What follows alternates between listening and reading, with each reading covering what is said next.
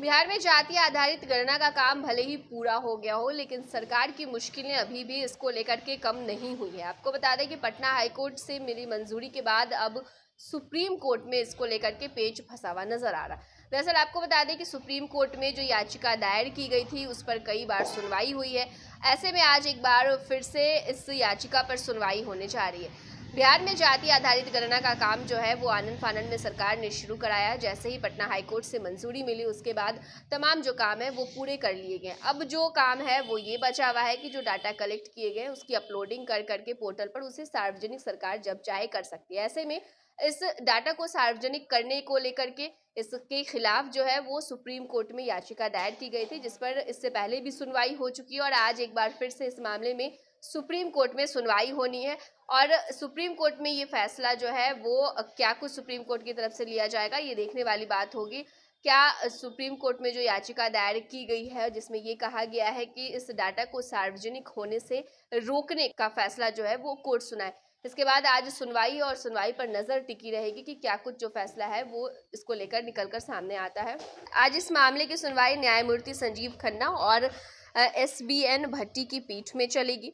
मालूम हो कि इससे पहले केंद्र सरकार ने पिछले हफ्ते सुप्रीम कोर्ट में दायर अपना हलफनामा वापस ले लिया था, जिसमें ये कहा गया था कि जनगणना जैसी प्रक्रिया करने का हकदार केंद्र के अलावा किसी के पास नहीं है। इसके साथ ही पिछली सुनवाई में सुप्रीम कोर्ट ने केंद्र सरकार को अपना जवाब दाखिल करने के लिए 1 सप्ताह से अधिक की अनुमति दी थी, जब केंद्र की ओर से पेश सॉलिसिटर जनरल तुषार महतो ने कहा था कि वे संवैधानिक और कानूनी स्थिति को रिकॉर्ड पर रखना चाहते हैं। इसके बाद शीर्ष अदालत के समक्ष याचिकाकर्ताओं ने दलील दी थी कि सर्वेक्षण प्रक्रिया गोपनीयता कानून का उल्लंघन करती है और केवल केंद्र सरकार के पास भारत में जनगणना कराने का अधिकार है। उन्होंने कहा था कि राज्य सरकार के पास जाति आधारित गणना के संचालन पर निर्णय लेने और उसे अधिसूचित करने का कोई अधिकार नहीं है। यहाँ पर आपको बताते चलें कि नीतीश कुमार की नेतृत्व वाली राज्य सरकार ने कहा है कि बिहार में जाति आधारित सर्वेक्षण पूरा हो गया और परिणाम जल्द ही सार्वजनिक भी कर दिया जाएगा। राज्य जाति सर्वेक्षण प्रक्रिया में ट्रांसजेंडर समुदाय को लिंग की श्रेणी में के बजाय जाति के रूप में वर्गीकृत करने के बिहार सरकार के फैसले को चुनौती देते हुए शीर्ष अदालत के समक्ष एक और याचिका दायर की गई है। तो आपको बता दें कि जहां डाटा सार्वजनिक करने को लेकर के इसके खिलाफ में सुप्रीम कोर्ट में याचिका दायर की गई है, जिस पर सुनवाई हो रही है, तो इसके बाद आपको बता दें कि एक और याचिका जो है वो शीर्ष अदालत के समक्ष दायर की गई है, जिसमें ये कहा गया है कि सरकार जो है वो ट्रांसजेंडर समुदाय को लिंग के श्रेणी के बजाय जाति के रूप में वर्गीकृत कर रही है।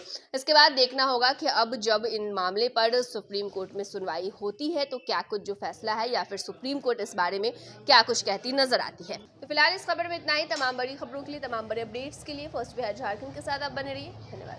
धीरे धीरे से मेरी जिंदगी में आना, धीरे धीरे से दिल को चुराना। नमस्कार, मैं अनुराधा पौडवाल 26 नवंबर को पैनोरामा स्टार सीजन 6 के कार्यक्रम में पूर्णिया बिहार आ रही हूँ। मुझे पैनोरामा ग्रुप के निर्देशक संजीव मिश्रा जी ने बुलाया है, तो हम सब मिलते हैं पैनोरामा होम्स में शाम 7 बजे। नमस्कार। ये लो मुंह मीठा करो, आज मैंने अपना जॉब छोड़ दिया, अब हम पूर्णिया वापस जाएंगे। जॉब छोड़ दिया है?